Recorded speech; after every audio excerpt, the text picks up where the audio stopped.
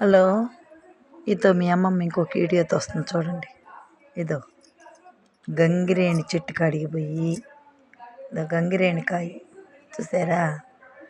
ఈ గంగిరేణికాయ మీకు తెల్ల సోబి వస్తుందా? సోబికి రుద్దారనుకో ఇదో అలా వత్తండి.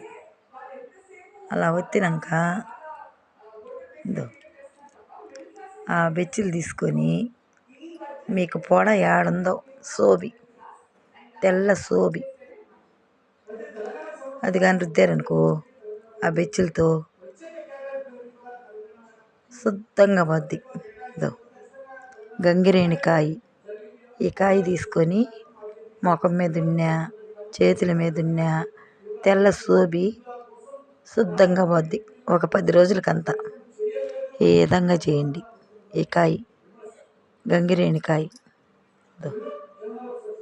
ఈ విధంగా పచ్చగా వస్తుంది సొన. ఆ సొన తీసుకొని పూయండి పొడ మీద, తగ్గిపోద్ది మీకు.